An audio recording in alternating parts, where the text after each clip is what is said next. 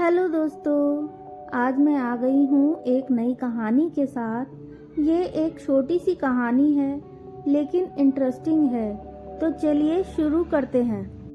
दिल्ली की एक पुरानी कॉलोनी थी। हर गली में बच्चे क्रिकेट खेलते, छतों पर औरतें धूप सेकती और हर घर एक दूसरे को पहचानता था। उसी कॉलोनी में रहते थे आरव और सिया। दोनों बचपन से एक दूसरे को जानते थे। आरव थोड़ा शरारती और बेफिक्र किस्म का था, जबकि सिया सीधी सादी, पढ़ाई में तेज और जिम्मेदार लड़की। स्कूल से कॉलेज तक दोनों का रिश्ता पड़ोसी और दोस्त का ही रहा, मगर दिल की गहराइयों में कहीं न कहीं दोनों को एक दूसरे के लिए खास एहसास था। कॉलेज के दिनों में अक्सर दोनों साथ ही बस पकड़ते, साथ ही लौटते। एक बार बारिश में भीगते हुए सिया का पैर फिसल गया और आरव ने उसका हाथ थाम लिया। वही पल दोनों की जिंदगी का मोड़ बन गया। नजरों में नजरें मिली और दोनों समझ गए कि यह दोस्ती अब कुछ और है। धीरे धीरे बातें बढ़ी, मुलाकातें बढ़ी और पूरा मोहल्ला जान गया कि आरव और सिया अब सिर्फ दोस्त नहीं रहे। आरव का परिवार थोड़ा खुले विचारों का था, लेकिन सिया का परिवार पारंपरिक सोच वाला। जब दोनों ने अपने घर वालों को प्यार के बारे में बताया तो सिया के पापा पहले नाराज हुए। पढ़ाई लिखाई के बाद जिंदगी में सब कुछ मोहब्बत से नहीं चलता, घर परिवार जिम्मेदारियां भी देखनी होती हैं, उन्होंने कहा। लेकिन सिया ने दृढ़ता से जवाब दिया, पापा, आरव ही वो इंसान है जिसके साथ मैं हर मुश्किल का सामना कर सकती हूँ। आखिरकार रिश्तेदारों और मोहल्ले की बातचीतों के बाद दोनों परिवार मान गए और शादी की तारीख तय हो गई। शादी धूमधाम से हुई। आरव और सिया के लिए यह सपना सच होने जैसा था। हर कोई कह रहा था, देखो, पड़ोस में पली बड़ी दोस्ती अब जीवन साथी बन गई है। शादी के शुरुआती महीने बेहद खूबसूरत थे। साथ में बाजार घूमना, देर रात तक बातें करना, नए नए सपने देखना, सब कुछ जादुई लग रहा था। लेकिन धीरे धीरे असलियत सामने आने लगी। आरव के घर में उसकी माँ और भाभी के बीच पहले से ही खींचतान रहती थी।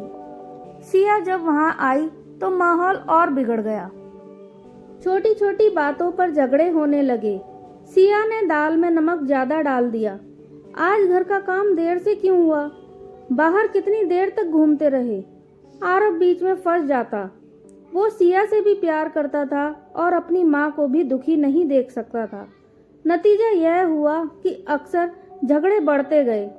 एक रात सिया ने रोते हुए कहा, आरव, तुम हमेशा माँ की तरफदारी करते हो, मेरी तकलीफ तुम्हें क्यों नहीं दिखती?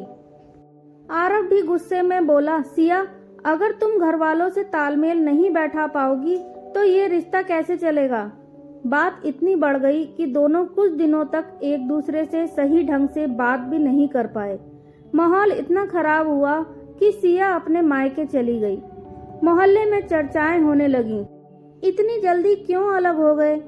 इतना प्यार दिखाते थे, अब झगड़ रहे हैं। महीनों तक दोनों अलग रहे। आरव काम में डूब गया, मगर हर शाम घर लौटकर खाली कमरे की खामोशी उसे चुभती। सिया भी मायके में रहते हुए पढ़ाई लिखाई और घर के कामों में मन लगाने की कोशिश करती, लेकिन रात को अकेलेपन में वही यादें उसे रुला देती। दोनों के अहंकार और परिवार की खींचतान ने रिश्ते को तोड़ने की कगार पर ला दिया था। रिश्तेदार तलाक का सुझाव देने लगे। एक दिन मोहल्ले की गली में बच्चों का क्रिकेट मैच था। सिया अपने घर की छत से देख रही थी। गेंद अचानक आरव के आंगन में गिर गई। बच्चों के साथ आरव बाहर आया और अनजाने में ही उसकी नजर सिया से मिल गई। वो पल दोनों के लिए जैसे समय थम जाने जैसा था। आंखों में वही पुराना प्यार झलक रहा था। दोनों को एहसास हुआ कि चाहे हालात कितने भी मुश्किल क्यों न हो, वे एक दूसरे के बिना अधूरे हैं। आरव ने उसी शाम सिया के घर जाकर दरवाजा खटखटाया। सिया, मुझे माफ कर दो, मैं मानता हूँ कि मैंने तुम्हारा साथ नहीं दिया, लेकिन तुम्हारे बिना मेरी जिंदगी अधूरी है। सिया की आंखों से आंसू बह निकले। आरव, मैं तुम्हारे बिना नहीं रह सकती, लेकिन हमें अपने रिश्ते को बचाने के लिए साथ मिलकर घर वालों का सामना करना होगा। दोनों ने एक दूसरे का हाथ थामा और तय किया कि अब झगड़ों से ऊपर उठकर वे अपने रिश्ते को मजबूत बनाएंगे। धीरे धीरे दोनों ने परिवार को समझाना शुरू किया। आरव ने माँ से साफ कहा, माँ, अगर मैं खुश रहना चाहता हूँ तो सिया को खुश रखना जरूरी है, कृपया उसे अपनाइए। सिया ने भी धैर्य और अपनापन दिखाते हुए घर के कामकाज में सामंजस्य बैठाया। समय के साथ परिवार ने भी मान लिया कि जब दोनों एक दूसरे के लिए बने हैं तो उन्हें साथ रहने देना ही सही है। कुछ साल बाद जब आरव और सिया अपने बच्चे के साथ उसी गली में खेलते दिखे तो मोहल्ले वाले मुस्कुराकर कहते, देखो ये है असली मोहब्बत। झगड़े हुए, दूरियां आईं, लेकिन आखिरकार दोनों फिर से एक हो गए। आरव और सिया ने एक दूसरे को गले लगाकर महसूस किया कि सच्चा प्यार सिर्फ अच्छे दिनों में साथ देने का नाम नहीं है, बल्कि मुश्किलों में भी हाथ थामे रखने का नाम है।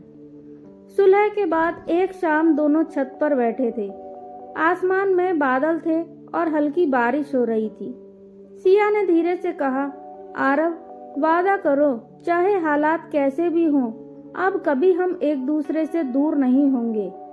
आरव ने उसका हाथ कसकर थाम लिया। ये वादा नहीं, मेरी जिंदगी का मकसद है। अब अगर कोई हमें अलग करने की कोशिश भी करेगा तो हम दोनों मिलकर उसका सामना करेंगे। उस पल की नमी सिर्फ बारिश की नहीं थी, बल्कि उन दोनों की आंखों की भी थी। अगर आपको यह कहानी पसंद आई हो तो वीडियो को लाइक कीजिए और चैनल को सब्सक्राइब कीजिए। धन्यवाद।